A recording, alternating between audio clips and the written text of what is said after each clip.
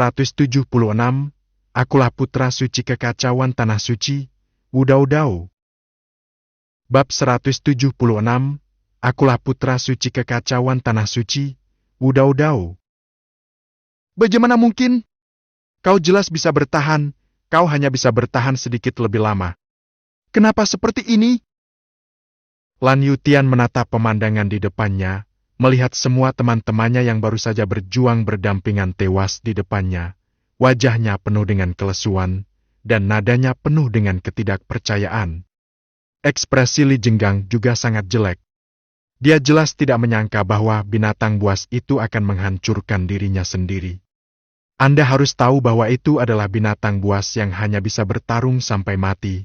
Jadi bagaimana mungkin dia bisa menghancurkan dirinya sendiri? Wu Yi, yang baru saja tiba tidak jauh dari sana, memiliki ekspresi yang sangat buruk.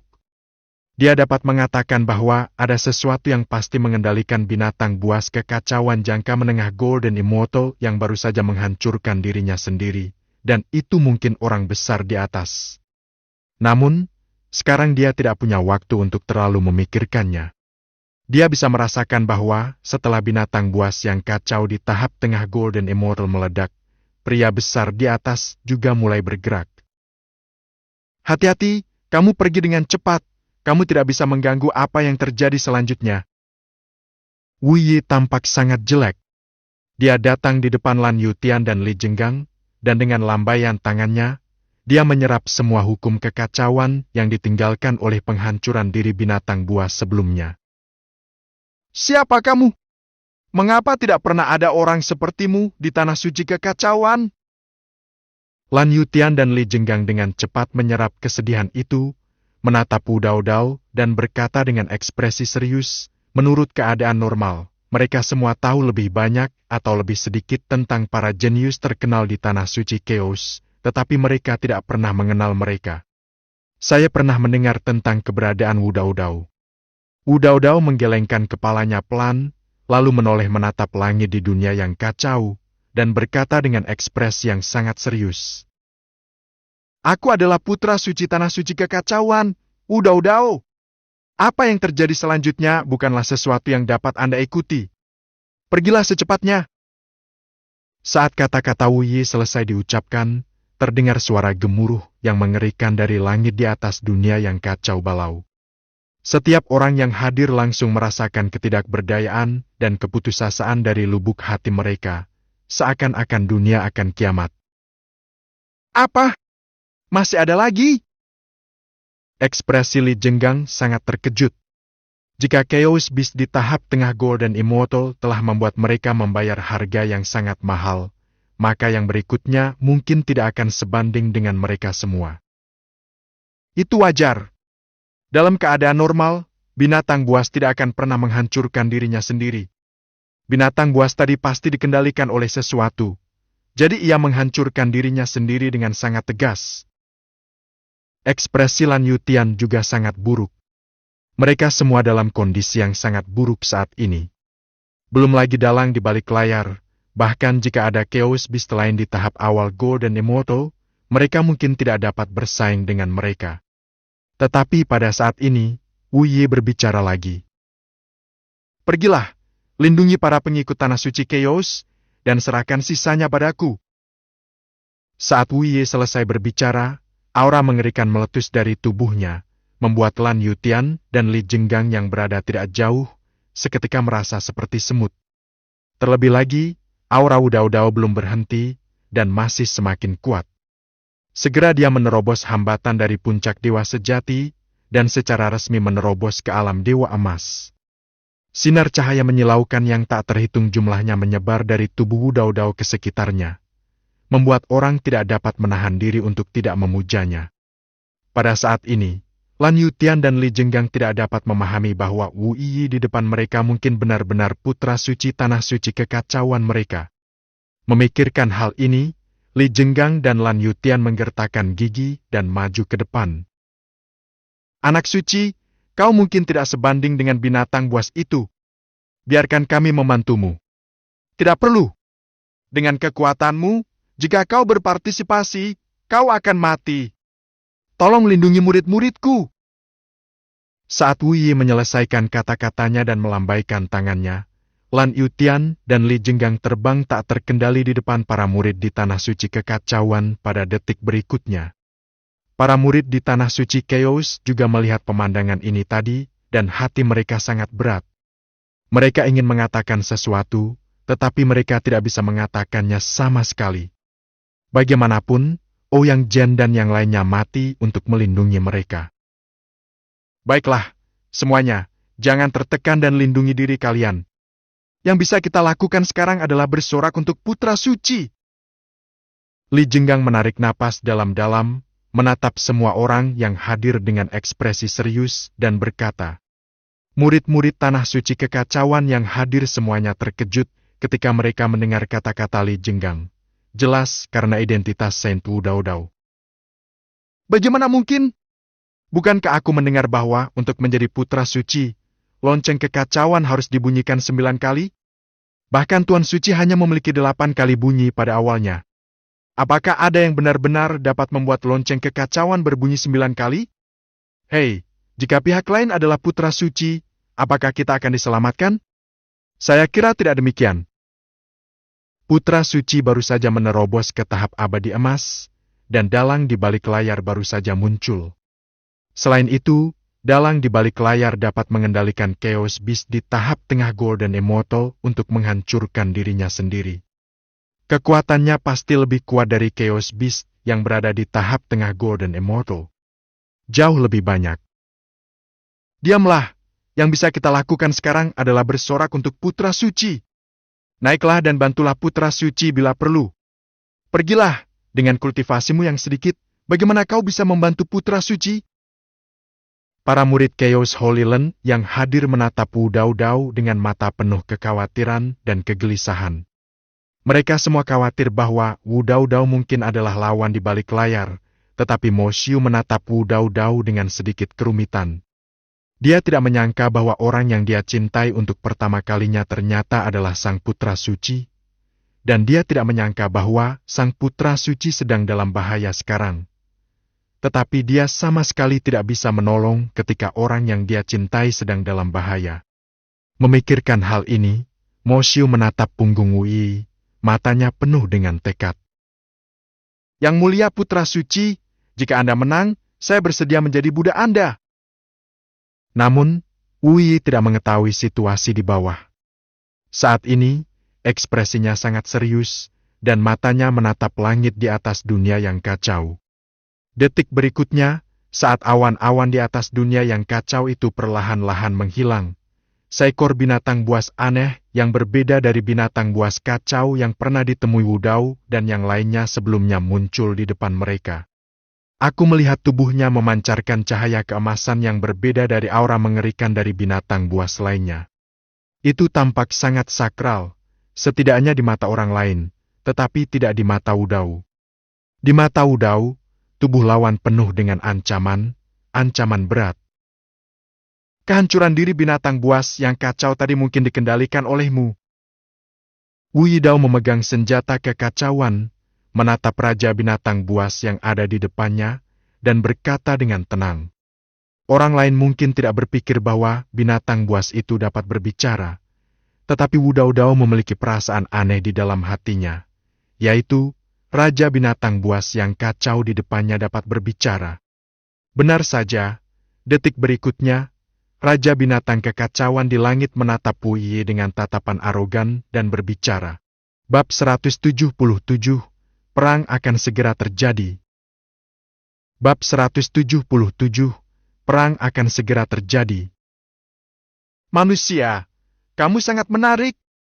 Jika aku membunuhmu, aku pasti bisa meninggalkan tempat neraka ini. Raja binatang kekacauan menatap Wu Yi, matanya penuh kesombongan, seolah-olah dia tidak menganggap Wu Yi sebagai lawannya. Dan yang paling penting adalah selama kamu melahap Wu Yi, atau melahap tubuh kekacauan, garis keturunan binatang kekacauanmu pasti akan dimurnikan, dan kamu akan mampu menerobos ke Daluo Golden Immortal dan meninggalkan dunia kekacauan. Setelah Wu Yi mendengar kata-kata binatang buas itu, ekspresinya menjadi sangat serius. Tampaknya salah satu dari mereka harus bertarung sampai mati, meskipun Wu Yi sendiri tidak berpikir bahwa dia akan mengampuni pihak lain. Tangan lawan berlumuran darah para pengikut Chaos Holy Land. Sebagai putra suci Chaos Holy Land, dia tentu saja memiliki tanggung jawab untuk membantu mereka membalas dendam. Memikirkan hal ini, Wu Dao Dao mengepalkan tombak kekacauan di tangannya. Raja binatang kekacauan juga menyadari niat Wu Dao Dao, namun tidak peduli. Dalam pandangannya, Wu Dao Dao baru saja menerobos ke Golden Immortal. Bahkan dengan Chaos Body Blessing, tapi bagaimana dia bisa menjadi lawan di depan puncak Golden Immortal miliknya? Jadi ketika dia melihat Wu Dao Dao datang ke arahnya, Raja binatang buas kekacauan itu penuh dengan penghinaan dan tidak menganggapnya serius. Hanya ketika tombak kekacauan Wu Dao Dao mencapai ujung jarinya, dia akhirnya merasakan kekuatan senjata ini telah tercapai. Daging yang sangat keras itu langsung tertembus oleh sebuah tembakan. Apa? Kamu berpura-pura menjadi babi dan memakan harimau? Bagaimana mungkin Raja binatang kekacauan tidak menyadari bahwa Wu Dao Dao telah berpura-pura menjadi babi dan memakan harimau? Namun Wu Dao Dao dengan bodohnya tidak mau menjelaskan kepadanya dan malah membunuhnya dengan senjata kekacauan. Tiba-tiba dia berada di atas angin. Faktanya, setelah memasuki dunia yang kacau atau membunuh binatang buas yang kacau pertama, Wu Dao Dao memperhatikan aura Raja binatang buas yang kacau di atas, jadi dia sengaja menyembunyikan kekuatannya. Jika tidak, hanya dibutuhkan satu tembakan untuk membunuh binatang buas yang kacau di tahap awal dewa sejati dengan kultivasinya di puncak dewa debu merah. Alasan mengapa dia membunuh binatang kekacauan begitu lambat adalah karena dia ingin melihat apa yang ingin dilakukan Raja binatang kekacauan. Tetapi dia tidak menyangka bahwa pihak lain benar-benar akan mengendalikan binatang kekacauan di tahap tengah keabadian emas untuk menghancurkan dirinya sendiri. Jadi sekarang dalam benak Wu Dao, apapun yang ingin dilakukan pihak lain, itu tidak ada hubungannya dengan dirinya. Dia hanya punya satu tujuan, yaitu membunuh Raja binatang buas yang ada di depannya. Manusia terkutuk, kau cari kematian! Raja binatang buas kekacauan sangat marah dengan serangan ganas Wu Yi. Dia menggunakan tubuhnya yang mengerikan untuk membunuh Wu Yi. Selama dia menyentuh Wu Yi akan mati atau terluka. Tetapi jelas bahwa Wu Yi juga mengetahui hal ini dan mengandalkan keunggulan kecepatannya untuk menjauhkan Raja binatang kekacauan darinya. Namun seiring berjalannya waktu, Wu Yi juga menyadari sesuatu dan ekspresinya menjadi jelek. Senjata kekacauan hanyalah senjata kaisar, dan Raja binatang kekacauan berada di puncak keabadian emas. Dia mengkhususkan diri dalam pelatihan fisik, dan tubuhnya bahkan lebih keras daripada senjata abadi kelas 2. Jika hal ini berlangsung lama, Chaos Gun pasti akan digantikan oleh King of Chaos Beasts. Tubuhnya hancur. Memikirkan hal ini, ekspresi Wu Yi tampak sangat berat. Tampaknya dia harus menemukan rahasia Raja binatang buas kekacauan sesegera mungkin. Jika tidak, bahkan jika dia melubangi seluruh tubuhnya, dia tidak akan dapat membunuh Raja binatang buas kekacauan.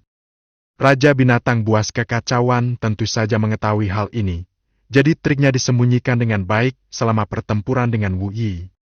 Bahkan jika Wu Yi ingin mencari peluang, dia tidak dapat menemukannya sama sekali. Memikirkan hal ini, Wu Dao Dao segera menyusun rencana yang gila dan berani. Putra suci, kau sangat kuat. Kau benar-benar dapat mengalahkan Raja binatang buas kekacauan hanya dengan kultivasi awalmu di Golden Immortal. His, bukankah itu berarti kita harus diselamatkan? Ayo, anak suci, pukul dia sampai mati. Para murid di tanah suci kekacauan bersorak kegirangan saat melihat pemandangan ini. Hanya Lan Yutian dan Li Jenggang yang memiliki ekspresi sangat serius. Mereka secara alami dapat melihat bahwa tombak kekacauan di tangan Wu Dao Dao tidaklah bermutu tinggi. Jika keadaan ini terus berlanjut dan Wu Dao yang tidak dapat segera menghadapi musuh, maka saya khawatir tombak kekacauan akan hancur. Aku tidak dapat bertahan lebih lama lagi. Meskipun aku tidak tahu apakah Wu Yi mempunyai senjata lain atau tidak, jika senjata kekacauan itu rusak, Aku khawatir keuntungan yang akhirnya diperoleh Wu Yi akan hilang dalam sekejap. Tepat ketika perhatian mereka terfokus pada pertarungan antara Wu Dao dan Raja Binatang Buas Kekacauan, mereka melihat Wu Dao tidak memperhatikan dan langsung ditampar ke tanah oleh Raja Binatang Buas Kekacauan. Mereka tidak tahu apakah dia masih hidup atau sudah mati di tempat. Semua orang tercengang sejenak, jelas tidak menduga perubahan akan terjadi secepat itu. Ketika Raja Binatang Buas Kekacauan melihat Wu Yi terluka parah olehnya, dia langsung berhenti terlalu khawatir. Dia memanfaatkan penyakitnya untuk membunuhnya dan membunuh Wu Yi terlebih dahulu. Selama Wu Yi meninggal, orang-orang yang tersisa tidak akan menjadi ancaman baginya. Tepat ketika dinasti binatang kekacauan mengejar Wu Yi untuk membunuhnya, dia sama sekali tidak menyadari bahwa dia telah melangkah ke dalam perangkap yang telah dipersiapkan dengan hati-hati oleh Wu Yi untuknya. Tepat ketika Raja Binatang Kekacauan mendekati Wu Yi, dia melihat beberapa sinar cahaya meletus di sekelilingnya dengan Wu Yi sebagai pusatnya, dan sedetik kemudian, Raja Binatang Kekacauan pun ikut masuk ke dalamnya. Wu Yi yang semula tergeletak di tanah pun ikut menghilang disertai suara gelembung. Apa? Kapan kamu menyiapkan formasinya? Raja Binatang Buas Kekacauan menunjukkan ekspresi tidak percaya, tetapi dia tidak punya waktu untuk memikirkannya. Dia melihat beberapa rantai besi menyebar dari pilar cahaya dan menuju ke arah Raja Binatang Buas Kekacauan. Melihat hal ini, Raja Binatang Buas Kekacauan tidak sempat berpikir, jadi dia hanya bisa menghindar dengan cepat. Dia bisa merasakan ada kekuatan yang menahannya pada rantai besi itu. Jika dia diikat, dia akan benar-benar terperangkap. Lan Yutian dan yang lainnya tentu saja tidak menyangka bahwa kekhawatiran mereka terhadap Wu Yi sebenarnya adalah jebakan yang dibuat oleh Wu Yi. Namun, setelah melihat bahwa Wu Yi baik-baik saja, mereka menghela napas lega, lalu melihat ke dalam formasi. Mereka juga sangat ingin tahu kapan Wu Yi telah menyiapkan formasi, dan bahkan mereka tidak dapat menyadarinya. Namun, jelas bahwa Wu Yi tidak punya waktu untuk menjelaskannya sekarang. Saat ini, dia berdiri di dalam formasi, menatap Raja Binatang Buas yang menghindar dengan ekspresi serius, dan memutuskan untuk membantunya. Memikirkan hal ini, Wu Yi menyerang lawan, dan keduanya bertarung bersama lagi. Tetapi ini adalah wilayah Wu Yi, jadi Wu Yi memiliki berkah tambahan. Dengan bantuan formasi, segera, Raja Binatang Buas yang kacau itu terikat oleh rantai besi dan tidak bisa melepaskan diri sama sekali. Bab ke-178. Bab 178, Bunuh Raja Binatang Buas Kekacauan. Hukum kekacauan yang mengerikan. Kaisar Abadi. Apa? Siapa kau? Kau benar-benar bisa mengatur formasi mengerikan seperti itu tanpa sepengetahuanku. Pada saat ini, Raja Binatang Kekacauan akhirnya menyadari betapa kuat dan luar biasanya Wu Dao. Dan rasa takut yang tak terkendali secara bertahap muncul di wajah antropomorfiknya. Namun Wu Yi menggelengkan kepalanya pelan, datang tepat di depan Raja Binatang Kekacauan, dan menusuk lawan melalui lubang dengan satu tembakan bersih.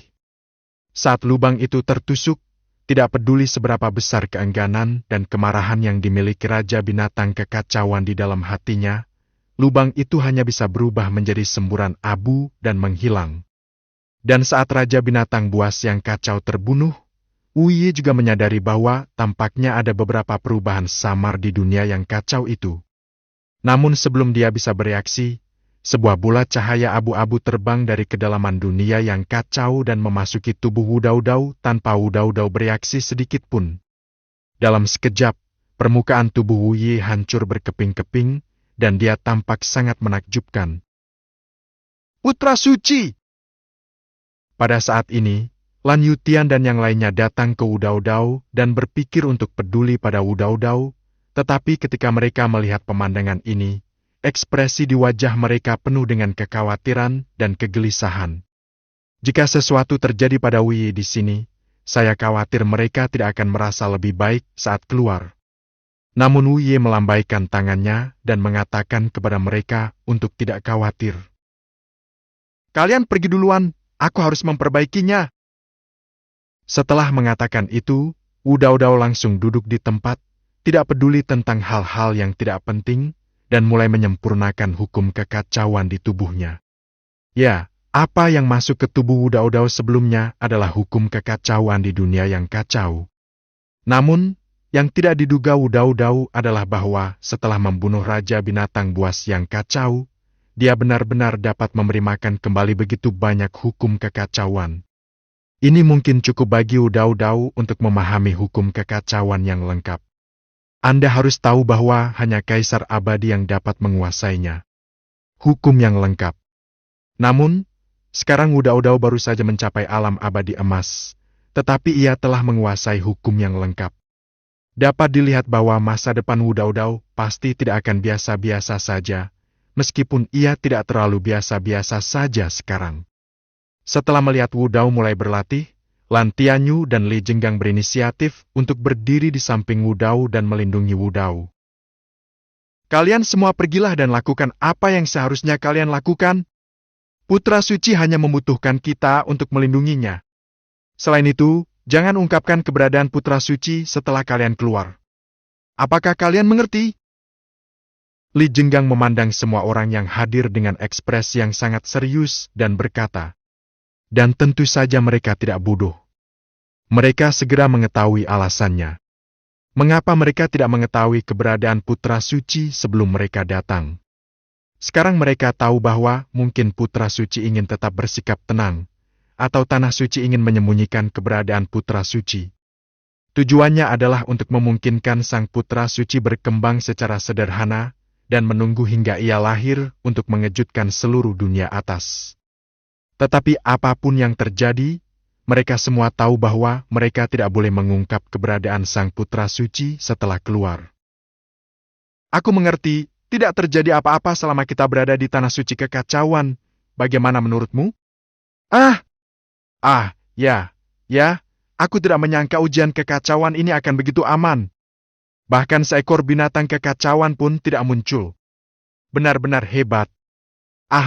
Sebenarnya aku buta dan mengalami amnesia. Aku lupa segalanya selama Chaos Trial, dan aku tidak melihatnya. Tak lama kemudian, semua pengikut Chaos Holy Land yang hadir terbatuk dan pergi satu demi satu. Hanya Mo Xiu yang tersisa berdiri di sana, menatap Wu Daodao dengan sedikit kesusahan di matanya. Apa yang kamu lakukan di sini? Lan Tianyu menatap Mo Xiu, dan entah mengapa, rasa permusuhan terhadap Mo Xiu muncul di hatinya.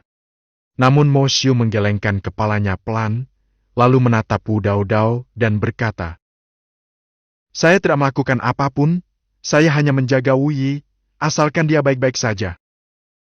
Li Jenggang dan Lan Yutian saling memandang. Jelas mereka tidak tahu apa yang ingin dilakukan Mo Xiu, tetapi karena Mo Xiu tidak mengganggu Wu Yi, mereka berdua tidak memberikan apapun kepada Mo Xiu. Pergi.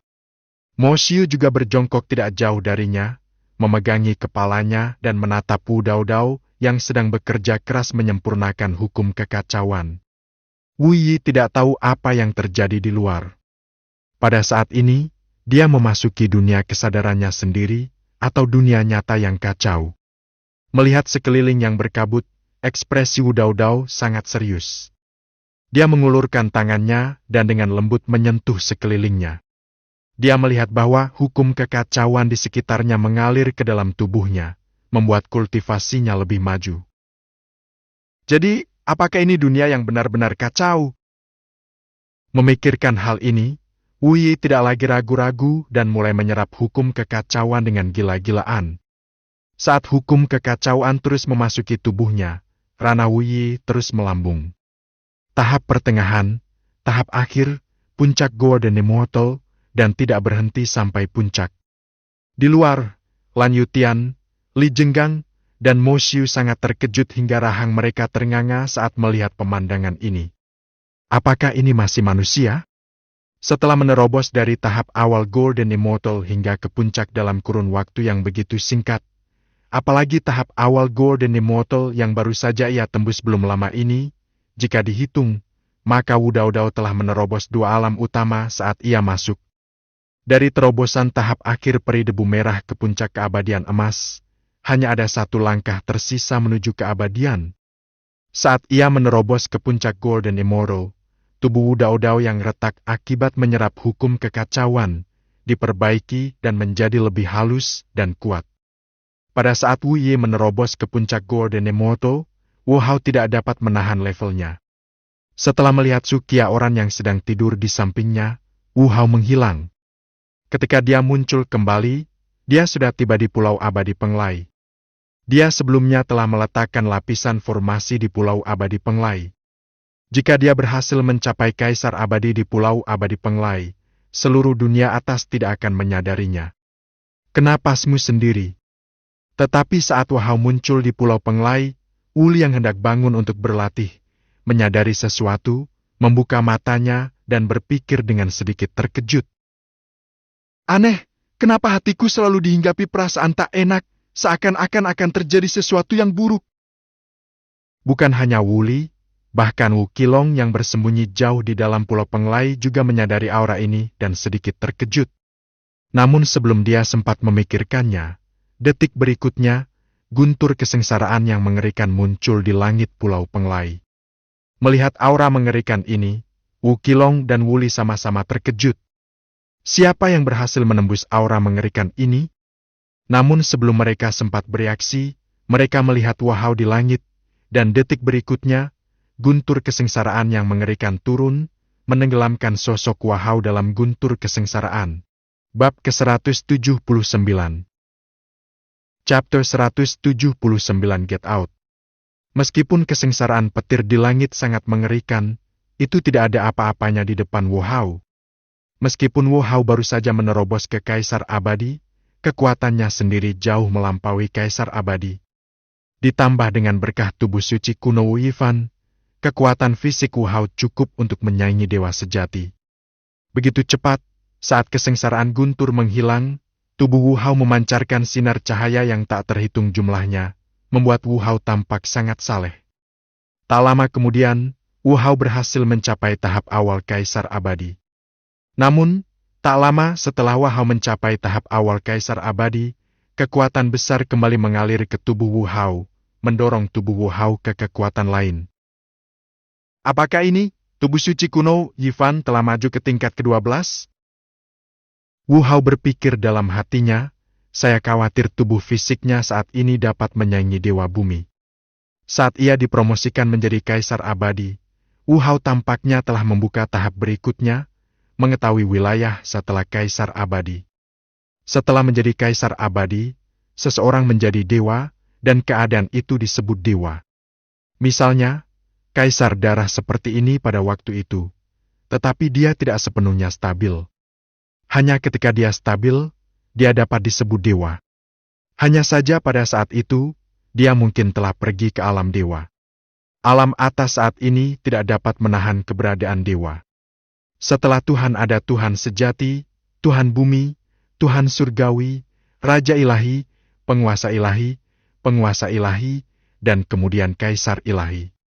Adapun kitab suci 10.000 dao Kaisar surgawi miliknya sendiri, itu sudah cukup untuk memungkinkan dia berkultivasi hingga berada di atas Kaisar Dewa, melampaui segalanya, menjadi sombong di antara para pahlawan, dan menjadi satu-satunya penguasa, yang dikenal sebagai Kaisar Surgawi.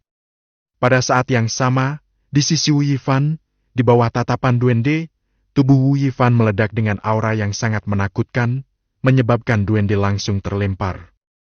Jika bukan karena formasi yang telah disusun Wu Yifan sebelumnya, jika tidak ada cara untuk menutupinya, saya khawatir aura di sini telah lama menarik orang-orang dari keluarga Lin.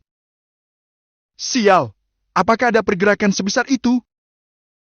Wajah duende penuh dengan keterkejutan. Dia adalah dewa sejati, tetapi dia bahkan tidak bisa menahan aura Wu Yifan. Seberapa mengerikankah kondisi Wu Yifan sekarang? Wajah duende penuh dengan kegembiraan saat dia memikirkan sesuatu. Semakin kuat Wu Yifan, semakin besar kemungkinan dia menghancurkan keluarga Lin untuk membalas dendam. Di sisi lain, Wu Yifan perlahan membuka matanya. Cahaya keemasan yang tak terhitung jumlahnya berenang di meridian di permukaan tubuhnya, sepenuhnya menstabilkan tubuh suci kuno Wu Yifan di tingkat ke-12. Apakah ini kengerian tubuh suci kuno? Dengan kekuatanku saat ini, aku takut aku tak terkalahkan oleh Yang Mulia Abadi, tetapi itu tidak cukup untuk menghadapi keluarga Lin. Wu Yifan diam-diam berpikir dalam hati bahwa 12 level tubuh suci kuno sudah cukup untuk membuatnya tak terkalahkan di bawah Yang Mulia Abadi, dan alam dao abadinya saat ini berada di puncak abadi sejati. Dia hanya tinggal selangkah lagi untuk mencapai Golden Immortal. Sekarang dia dapat dikatakan menjadi miliknya sendiri. Kultivasi Moro Dao menahannya. Kita harus menemukan cara untuk meningkatkan kultivasi Moro Dao sesegera mungkin. Duende yang baru saja berjalan mendekat, mendengar Wu Yifan bergumam sendiri. Dia pun menggerutu dalam hati, "Kakak, apa kamu mau mendengarkan untuk melihat apakah perkataanmu itu manusiawi?" Puncak Chu Immortal yang usianya kurang dari 1000 tahun kemungkinan besar akan menggemparkan sesebar. Namun, dia tidak peduli lagi sekarang. Duende segera mendatangi Wu Yifan dan berkata, "Saudaraku, karena kamu sudah keluar dari pengasingan sekarang, bukankah sebaiknya kita melakukannya sekarang? Baiklah, saatnya keluarga Lin gemetar lagi." Mata Wu Yifan penuh percaya diri. Sudah waktunya pergi dan merampok makam. Saya tidak tahu apakah dia kecanduan, tetapi sekarang Wu Yifan semakin tertarik pada perampokan makam. Saya hanya bisa mengatakan bahwa mereka yang dekat dengan merah adalah merah dan mereka yang dekat dengan tinta adalah hitam. Sekarang di Pulau Abadi Penglai, Wu Li dan Wu Qilong melihat Wahao berhasil menjadi kaisar abadi. Mereka berdua keluar dan mengucapkan selamat. Selamat kepada kakek atau guru atas terobosan lainnya. Pada saat inilah Wu Li menemukan keberadaan Wu Qilong. Ekspresinya sedikit terkejut, tetapi dia segera menjadi terkejut. Jelas dia tidak menyangka akan ada orang lain yang hidup selama dia berada di Pulau Penglai. Apalagi hewan peliharaan spiritual kakek buyutnya. Wu Hao tampak tenang dan mendesah. Itu hanya terobosan kecil, tidak layak disebut. Setelah mendengar kata-kata Wu Hao, sudut mulut Wu Li dan Wu Qilong sedikit berkedut. Apakah Anda menyebut ini terobosan kecil? Mereka semua merasa bahwa jika merekalah yang mengalami kesengsaraan melampaui tadi, mereka pasti sudah hancur menjadi puing-puing oleh kesengsaraan guntur hanya dalam sekejap mata. Namun, Wu Li dan Wu Qilong tidak berbicara lagi, tetapi Wu Li teringat sesuatu dan sedikit mengernyit. Bukankah kamu seharusnya pergi berlatih? Mengapa kamu muncul di Pulau Penglai?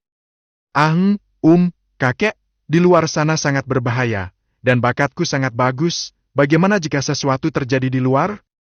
Dan aku merasa kultivasiku terlalu lemah, dan tidak ada apa-apanya di dunia atas, jadi aku berencana untuk keluar dengan lebih kuat. Wu Li terbatuk untuk menahan rasa malunya, lalu berkata dengan nada serius. Namun dia tidak menyangka wajah Wu Hao berubah sedikit, dan dia berkata dengan nada kebencian bahwa besi tidak dapat diubah menjadi baja.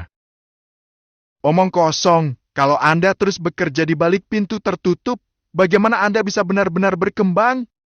Anda butuh pengalaman, Anda perlu keluar, dan bertemu lebih banyak orang untuk berkembang. Kakek buyutku telah memberimu tujuan sekarang, yaitu menjadi Raja Abadi dalam 10.000 tahun. Tidak, itu adalah penguasa abadi. Apakah kamu keberatan? Mendengar perkataan Wu Hao, mata Wu Li dan Wu Qilong membelalak. Mereka tidak dapat mempercayainya. Mereka dapat menjadi penguasa abadi dalam waktu 10.000 tahun. Apakah kalian hanya mencoba menipu?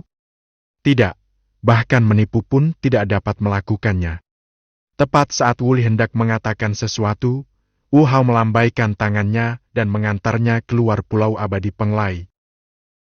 Baiklah, berhentilah mengeluh. Dengan bakatmu, kau masih bisa mencapai tujuan menjadi penguasa abadi dalam 10.000 tahun. Bekerja keraslah.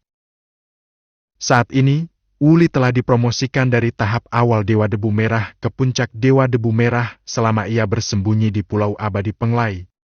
Namun menurut dugaan Wu Hao, jika dia berada di luar, Wu Li pasti sudah menembus ke puncak dewa sejati, dan dia bisa tumbuh tanpa harus bertarung atau membunuh.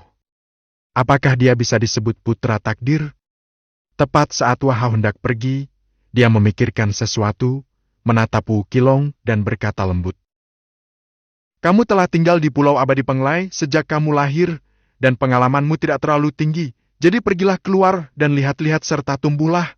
Tetapi aku tidak akan membiarkanmu secara langsung menggunakan kultivasi tahap akhir Kaisar Abadi. Kamu akan mulai meningkat dari tahap pemurnian Qi sampai pengalaman bertarungmu mencapai tahap akhir Kaisar Abadi, dan level kultivasimu akan kembali ke tahap akhir Kaisar Abadi. Wu Qilong sekarang hanya memiliki satu level kultivasi tetapi tidak memiliki pengalaman bertarung yang sepadan. Jadi Wu Hao berencana untuk membiarkan Wu Qilong keluar untuk bertarung. Dia akan menyegel level kultivasi Wu Qilong sampai Wu Qilong dapat meningkatkan pengalaman bertarungnya ke tahap akhir Kaisar Abadi. Mendengar perkataan Wu Hao, Wu Qilong hendak memprotes, tetapi dia tidak menyangka bahwa Wu Hao hanya melambaikan tangannya dan kultivasi Wu Qilong perlahan menghilang. Bukan hanya kultivasi moral Dao, tetapi tubuh fisiknya juga mulai memudar, dan akhirnya ia menjadi orang biasa. Terlebih lagi, Wu Hao tidak memberi Wu Qilong kesempatan untuk membantah, dan langsung melambaikan tangannya dan mengirim Wu Qilong pergi.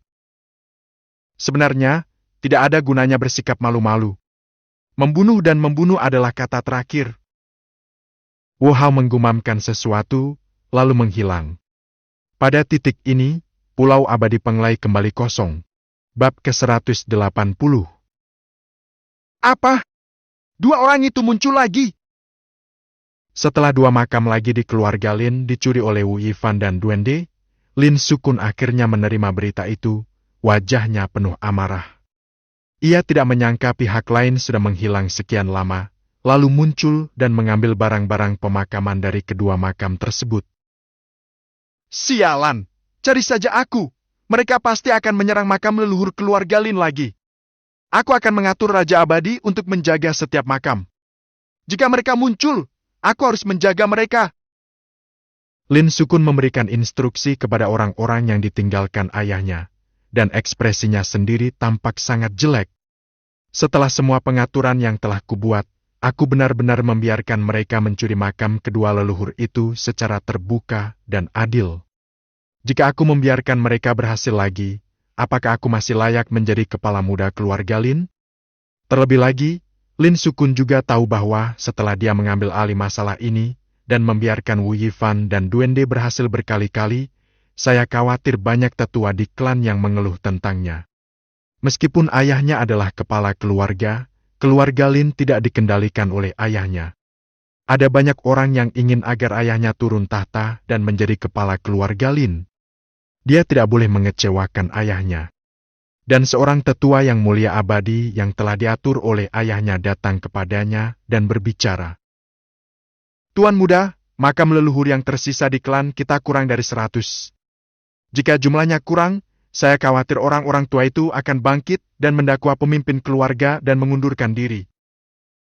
Mendengar perkataan tetua itu, Lin Sukun menjadi semakin kesal, tetapi segera teringat sesuatu dan mendengus dingin. Saya ingat pasti ada ratusan penguasa abadi di keluarga Lin kita.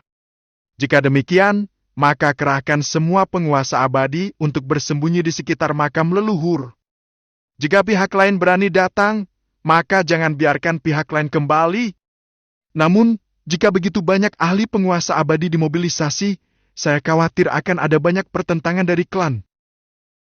Kata orang tua itu dengan ragu-ragu. Namun nada bicara Lin Sukun lebih tegas. Sekarang bukan masalah mereka setuju atau tidak. Ini masalah harga diri keluarga Lin kita. Kecuali mereka ingin membuat keluarga Lin kita kehilangan muka, mereka tidak akan pernah menolak keputusanku. Dan aku masih memiliki tulisan tangan kepala keluarga. Siapa yang berani menentangmu? Mendengar ini, sesepuh yang mulia abadi berhenti berkata apa-apa, berbalik dan turun untuk memobilisasi. Situasinya persis seperti dugaan tetua Emerald Venerable. Ketika mereka mengetahui bahwa Lin Sukun ingin mengerahkan semua Immortal Savant, para Immortal Venerable di klan segera berkumpul untuk rapat. Lin Tianen duduk di kepala keluarga dengan ekspresi yang sangat buruk. Dia hendak mundur untuk menyerang Kaisar Abadi, tetapi dia menerima berita itu bahkan tanpa merasa panas dan keluar untuk rapat. Tuan, apakah tidak apa-apa menyerahkan masalah ini kepada Cukun? 5 tahun telah berlalu. Awalnya aku bersumpah akan menangkap kedua pencuri itu dan membawa mereka kembali dalam waktu 1 tahun. Tapi sekarang aku harus menyerahkannya pada kita. Leluhur keluarga Lin yang tewas dalam pertempuran tidak akan bisa hidup dengan tenang. Dan apa yang terjadi pertama kali juga disebabkan oleh Cukun. Dapat dikatakan bahwa jika bukan karena Cukun, hal semacam ini tidak akan terjadi sekarang. Jadi apa yang akan Anda lakukan, kepala keluarga? Pada saat ini, seorang tetua yang duduk di sebelah kiri Lin Tianen mendengus dingin, nadanya penuh kebencian terhadap Lin Tianen. Dia adalah Lin Tianyu, sepupu Lin Tianen. Dia dan sepupunya yang lain, Lin Tianqin, bersaing dengan Lin Tianen untuk memperebutkan posisi kepala keluarga, tetapi mereka kalah karena Lin Tianen lebih berbakat. Namun seiring berjalannya waktu, dia dan Lin Tianqin juga mencapai puncak yang mulia abadi, dan mereka juga memiliki pemikiran tertentu tentang posisi kepala keluarga. Apa yang terjadi kali ini memberi mereka kesempatan, jadi tentu saja mereka tidak akan melepaskan kesempatan ini. Ya, Tianen, karena dirimulah keluarga Lin kita mengalami pukulan yang begitu besar. Kamu tidak bisa disalahkan. Apakah menurutmu kamu harus memberi kami penjelasan? Lin Tianqin juga berdiri dan berkata sambil mendengus dingin. Dalam beberapa tahun terakhir, di bawah manipulasi rahasia Lin Tianyu dan Lin Tianqin, keluarga Lin telah secara diam-diam terbagi menjadi 3 kubu. Pada saat Lin Tianen menyadarinya, tidak ada yang bisa dia lakukan. Namun, karena hal itu tidak memengaruhi perkembangan keluarga Lin, Lin Tianen menutup mata dan mengabaikannya. Ketika ia menjadi kaisar abadi pertama dari keluarga Lin, semua suara yang menentangnya akan ditekan. Namun, dia tidak menyangka hal seperti ini akan terjadi sekarang. Memikirkan hal ini, Lin Tianen siap membunuh putranya. Namun, karena Lin Sukun adalah satu-satunya pewarisnya dan sangat berbakat, Lin Tianen menarik napas dalam-dalam. Dia menahan keinginan untuk membunuh Lin Sukun. Semuanya, saya rasa anak saya tidak melakukan kesalahan apapun. Itu adalah kesempatan yang menjadi milik anakku, dan anakkulah yang menyerang lebih dulu dan melukai mangsanya dengan parah. Hanya saja kedua pencuri itu luput darinya karena keberuntungan. Putraku baru saja membela martabat keluarga Lin kita. Jika kita menyerah, itu akan membuat keluarga Lin kita kehilangan muka. Mengenai kejadian ini, saya khawatir itu bukan disebabkan oleh anak saya. Saat Lin Tianen berdiri, Lin Tianyu dan Lin Tianqin tidak mau kalah, juga berdiri dan berbicara. Kamu bilang bukan Lin Sukun yang memprovokasi, lalu kenapa kamu bilang itu? Pihak lain tidak akan pernah menyerang keluarga Lin kita tanpa alasan. Sejauh yang saya tahu, pria gemuk di antara mereka bernama Duen. Lin Tianen mengatakan kata demi kata. Lin Tianyu hendak mengatakan sesuatu, tetapi pupil matanya tiba-tiba menyusut, seolah-olah dia teringat sesuatu, dan matanya penuh dengan ketidakpercayaan. Maksudmu nama marga orang itu, Duen? Tapi bukankah kita melakukannya secara diam-diam saat itu? Kita bahkan tidak membiarkan satu orang pun hidup. Apakah kamu masih ingat bahwa kita menyerang keluarga Duen karena konon keluarga Duen memiliki benda itu di tangan mereka, dan kita tidak menemukan benda itu saat itu? Jika keluarga Duen menggunakan benda itu untuk memberikan sedikit darah, Kain Wol. Lin Tianen mencibir dan berkata, baru setelah penyelidikan yang cermat dia menemukan bahwa nama pihak lain adalah Duen De. Saat Lin Tianen selesai berbicara, semua anggota senior keluarga Lin terdiam. Jadi, kejadian ini bukan disebabkan oleh anak saya, tetapi pihak lain datang untuk keluarga Lin kami. Ini adalah pengaturan yang paling masuk akal untuk memobilisasi semua orang kuat penguasa abadi di klan untuk menjaga makam leluhur. Jika tidak, kita akan menunggu sampai pihak lain tumbuh dewasa. Jika kita bangun, keluarga Lin kita tidak akan aman. Lin Tianen berkata lagi saat ini, dan Lin Tianyu serta Lin Tianqin tidak membantah lagi. Mereka hanya memikirkan sesuatu, menarik napas dalam-dalam dan berbicara. Saya tidak punya pendapat tentang masalah ini, tetapi semua orang kuat penguasa abadi terlalu banyak. Saran saya adalah mengirimkan seorang penguasa abadi yang kuat ke setiap makam leluhur untuk menjaganya. Bagaimanapun, lawan hanya bisa menggunakan Immortal Sovereign untuk menjaganya sebelumnya. Anak buah raja telah melarikan diri, dan kini tidak peduli seberapa kuat atau jahatnya mereka tidak akan dapat menandingi penguasa abadi. Mendengar perkataan Lin Tianyu, Lin Tianen ragu sejenak, namun segera mengangguk. Baiklah, jika memang begitu, maka kirimkanlah seorang ahli kaisar abadi untuk menjaga makam masing-masing leluhur, dan potong-potong mereka menjadi beberapa bagian sesegera mungkin untuk mempertahankan martabat keluarga Lin kita. Bab 181, Kesedihan Duende, Lonceng Kekacauan Mengenali Tuannya. Bab 181, Kesedihan Duende, Lonceng Kekacauan Mengenali Tuannya. Wu Yifan dan Duende di sisi lain tidak tahu bahwa keluarga Lin telah mengirim para ahli tingkat penguasa abadi untuk menjaga makam dari mereka. Jika mereka dikirim sebelumnya, Wu Yifan mungkin tidak akan mampu mengatasinya. Dia hanya bisa menggunakan latar belakang tanah suci kuno untuk mengintimidasi mereka. Tetapi jika Wu Yifan mengetahuinya sekarang, dia hanya akan tertawa kecil. Bentuk lengkap tubuh suci kuno bukanlah jaminan. Tidak masalah untuk langsung membunuh penguasa abadi dengan satu pukulan. Anak suci, dengan begitu banyak sumber da'a, apakah menurutmu kau harus melakukannya? Melihat jumlah benda pemakaman yang sangat mengerikan di depannya, Duende tidak peduli, dan dia terkekeh. Wu Yifan melambaikan tangannya dan berbicara langsung.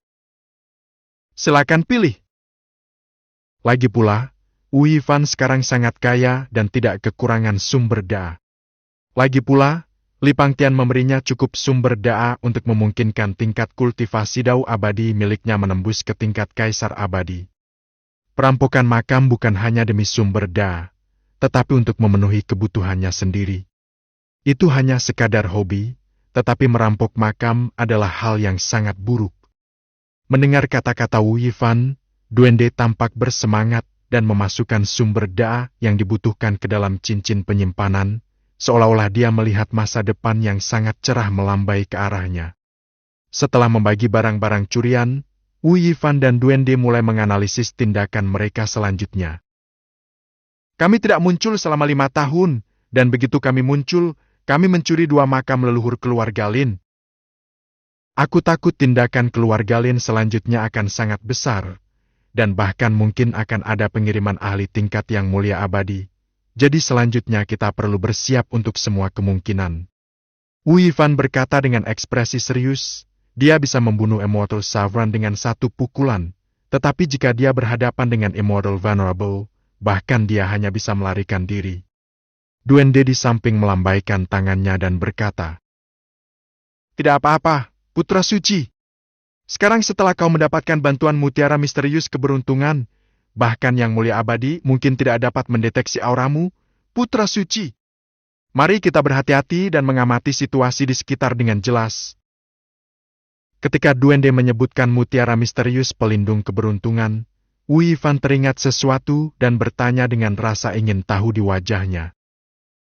Ngomong-ngomong, aku belum bertanya padamu, dari mana kamu mendapatkan manik misterius pelindung keberuntungan ini? Wu Yifan sebenarnya sudah lama ingin bertanya. Lagi pula, harta karun yang bahkan kakek buyut datang berkunjung pasti tidak sesederhana itu, tetapi itu dibuat oleh Duende. Hal ini membuat Wu Yifan sangat penasaran dengan Duende. Mendengar pertanyaan Wu Yifan, raut wajah Duende pun menjadi berat. Ada sedikit kesedihan yang tak dapat disembunyikan di wajahnya. Namun ia segera menutupinya dan berbicara sambil tersenyum paksa. Ini, aku menemukan ini secara tidak sengaja ketika aku merampok sebuah makam. Kalau tidak, putra suci, mengapa menurutmu aku sangat suka merampok makam? Apakah seperti ini? Itu saja. Wu Yifan secara alami menyadari bahwa Duende berbohong, tetapi dia dengan bijak tidak mengajukan pertanyaan lebih lanjut.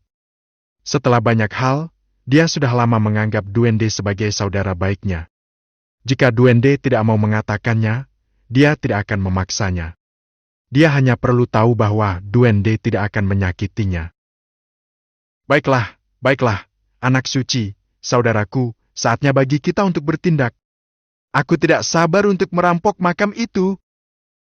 Duende segera mengganti topik pembicaraan, dan Wu Yifan tidak menolak saat melihat ini. Dia tidak sabar untuk membuktikan dirinya dalam pertempuran. Baiklah, ayo berangkat. Pada saat yang sama, di dunia kekacauan, saat alam Wudao-Dao maju dari tahap awal Golden Immortal ke puncak, seluruh dunia kekacauan tampaknya telah mengalami beberapa jenis perubahan. Sebelum Lin Jenggang, Lan Yutian dan yang lainnya bisa bereaksi, mereka diteleportasi keluar dari dunia yang kacau pada detik berikutnya. Para tetua di alun-alun tidak tahu apa yang terjadi, tetapi kemudian mereka melihat jam kekacauan berputar cepat di tempat, dan kemudian terbang, mengeluarkan suara bang dong-dong, yang menyebabkan para murid di tanah suci kekacauan dan para tetua semuanya merasakan sesuatu, dan wajah mereka penuh dengan keterkejutan. Ini adalah suara Dao Agung. Ayo, duduk dan rasakan suara ini. Jun Xiaoyao tampak terkejut, lalu muncul di langit di atas tanah suci kekacauan. Begitu dia membuka mulutnya, suaranya menyebar ke seluruh tanah suci kekacauan. Faktanya, Jun Xiaoyao tidak perlu berbicara, para murid di tanah suci kekacauan juga memperhatikan suara yang luar biasa itu, dan mereka semua duduk dan mulai memahami suara Dao Agung. Detik berikutnya, para pembangkit tenaga listrik tingkat kaisar abadi dari tanah suci kekacauan muncul di alun-alun satu demi satu, menatap jam kekacauan di langit dengan ekspresi yang sangat serius. Apa yang terjadi sehingga jam kekacauan mengeluarkan suara yang begitu keras, bahkan seperti suara Dao Agung? Tetua Agung berkata dengan sangat serius bahwa apa yang disebut suara Dao Agung lebih seperti hadiah. Di bawah suara Dao Agung, kecepatan kultivasi atau persepsi akan meningkat 10.000 kali lipat. Dapat dikatakan bahwa jika Anda dapat mendengar suara Dao Agung, Anda pasti akan dapat memperoleh peningkatan yang terlihat dalam waktu yang singkat, bahkan jika Anda adalah seorang yang mulia abadi atau bahkan seorang kaisar abadi. Semua orang sudah keluar, hanya putra suci yang belum keluar. Saya khawatir putra suci lah yang menyebabkan kejadian ini. Bagaimanapun, itu dapat membuat lonceng kekacauan berdentang 9 kali. Saya tidak dapat memikirkan orang lain selain putra suci yang membuat suara itu. Pada saat ini, Jun Xiaoyao memperhatikan bahwa ada lebih sedikit murid yang keluar dari alun-alun, termasuk Wu Dao-Dao, tetapi Jun Xiaoyao tidak menyangka bahwa ada orang lain selain Wu Dao-Dao yang menyebabkan keributan seperti itu. Saat ini, Wu Dao berada di dunia yang kacau. Di depannya, dia melihat sinar emas yang tak terhitung jumlahnya terbang keluar dari seluruh dunia yang kacau, dan kemudian perlahan-lahan mengembun dan terbentuk di depan Wu Dao, berubah menjadi loli kecil. Yang tidak diduga Wu Yi adalah saat loli kecil itu membuka mulutnya, dia berkata dengan penuh semangat setelah melihatnya. Tuan, apakah itu Anda? Anda akhirnya kembali. Wu Yi. Mengenai lolita kecil di depannya, Wu Yi berkata bahwa dia tidak punya pikiran atau ingatan, dia belum pernah melihatnya sebelumnya, dan dia bukan penggemar lolita. Ahem, gadis kecil, kurasa kau salah mengenali orang itu. Aku tidak mengenalmu. Wu Yi terbatuk dan kemudian berkata dengan sangat serius. Namun, loli kecil di depannya tidak peduli dan berkata dengan penuh semangat. Kekacauan telah menunggu di sini selama bertahun-tahun, dan akhirnya sang guru tiba. Saya menyambut sang guru kembali ke singgasananya. Setelah mengatakan itu, sebelum Wu Yi bisa bereaksi, sedetik kemudian bola cahaya terbang keluar dari tubuh loli kecil di depannya dan jatuh langsung ke tubuh Wu Yi. Saat ia jatuh ke tubuh Wu Dao, mata Wu Dao tak dapat menahan diri untuk tidak melebar. Ia tidak menyangka bahwa ia benar-benar akan menguasai lonceng kekacauan, dan ia juga tahu bahwa pangkat lonceng kekacauan sebenarnya adalah kaisar abadi. Di atas senjata, dan jauh melampaui senjata ilahi biasa. Bab ke-182.